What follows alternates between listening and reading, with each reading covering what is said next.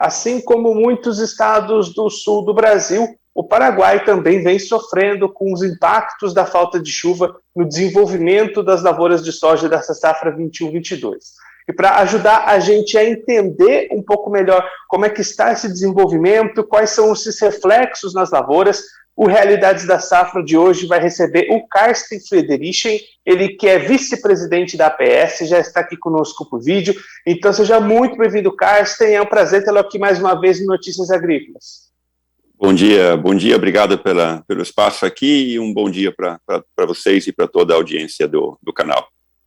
Carsten, antes da gente entrar exatamente nos reflexos da seca, só para cobrir um assunto que apareceu ali, muitas fotos nas redes sociais nos últimos dias, chuva de granizo aí no Paraguai prejudicando algumas lavouras. Então explica para a gente um pouquinho onde é que aconteceu essa chuva, foi uma questão localizada, aconteceu no país inteiro, como é que foi essa situação do granizo nos últimos dias por aí?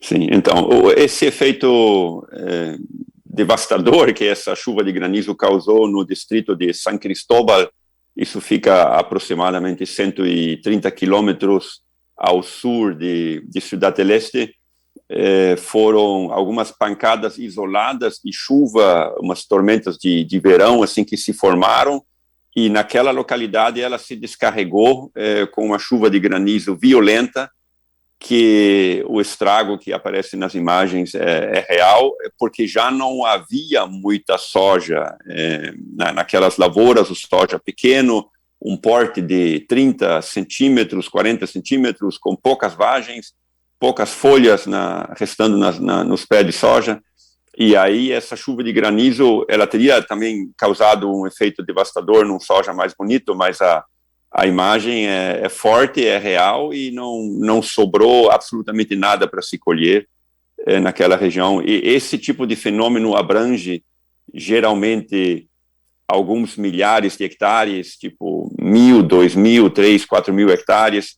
Então, falando-se em extensão nacional, não representa muito, mas para o produtor e para os produtores que são afetados, é uma devastação total de todo um esforço e todo um investimento realizado naquelas lavouras. E aí, olhando em âmbito nacional, né, Carsten, o grande problema é realmente a falta de chuvas, a estiagem. Conta para a gente um pouquinho como é que isso tem afetado o desenvolvimento das lavouras e como é que já são percebidas essas perspectivas de perdas para a safra paraguaia.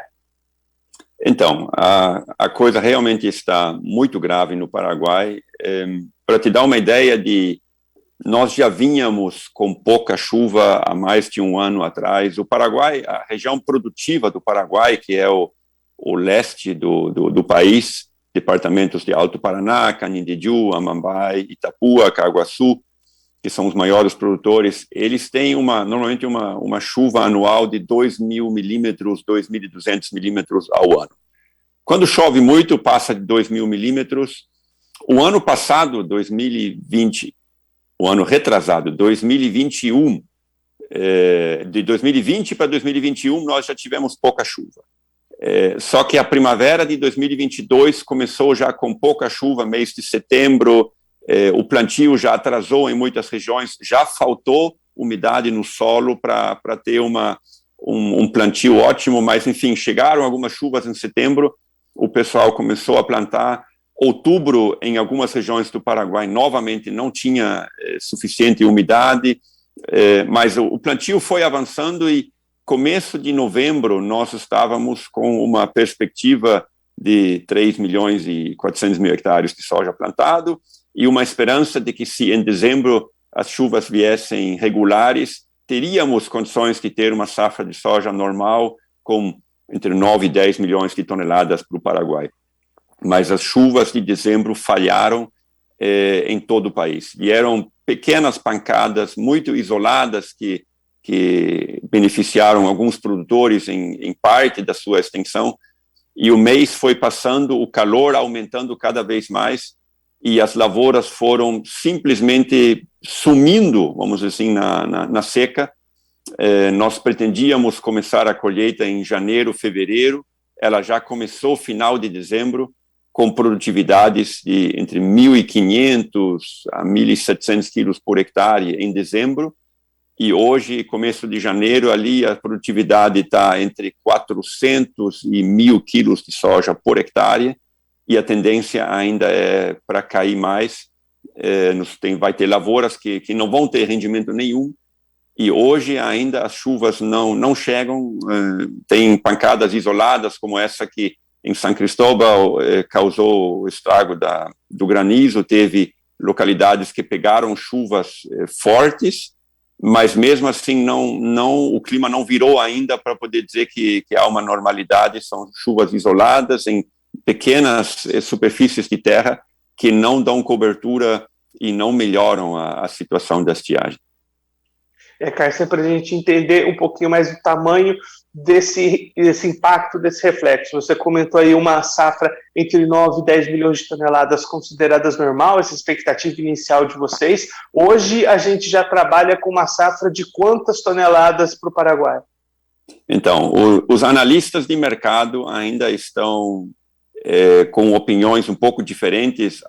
As nossas, como produtores, eles estimaram ainda uma produção de 7 milhões de toneladas para o Paraguai, e nós, dentro da associação e com todas as informações que nos chegam, a gente não acredita mais em uma safra de 5 milhões de toneladas de soja para o Paraguai. A gente já não tem mais uma outra perspectiva, porque os rendimentos são tão baixos e a colheita começou de norte a sul.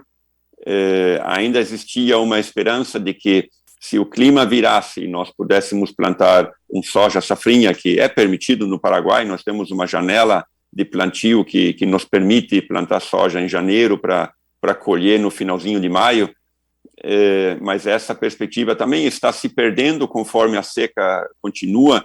Então, incluindo a soja safrinha, nós tínhamos uma perspectiva.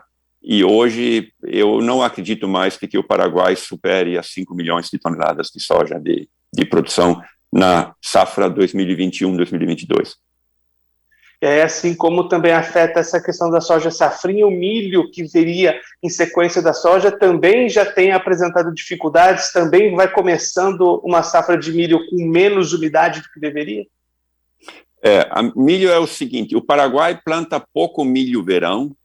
Nós temos aí várias milhares de hectares de milho verão, que também fracassou totalmente. O pessoal está levando para forragem, né? O milho que era para ser colhido grão, estão convertendo em silagem. Milho verão não vai ter, estragou por completo a produtividade.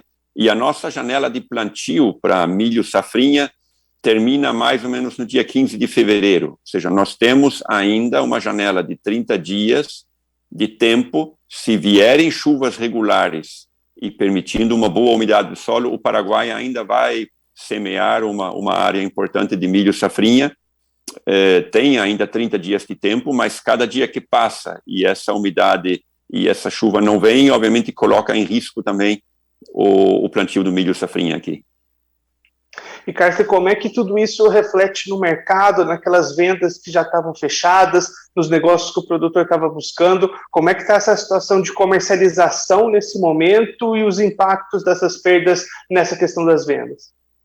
Aí é outro problema, que hoje os produtores, obviamente, a primeira preocupação é com a colheita. Logo quando a colheita está em andamento e termina a questão dos contratos, os produtores paraguaios também aproveitaram preços bons que o mercado já vinha apresentando, e provavelmente oscila entre uns 1.500 a 1.800 quilos por hectare, o que os produtores já fecharam de antemão com preços ou com prêmios fixos.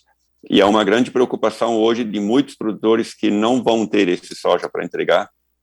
E mais ainda, a qualidade do grão que nós estamos colhendo hoje, se fosse pela tabela de qualidade, ele não é um soja padrão exportação. Então, estamos tentando negociar com os grandes compradores de soja o que fazer com esses contratos, buscar fórmulas e saídas. Obviamente que isso cada caso é um caso, não pode se achar uma solução geral para todos.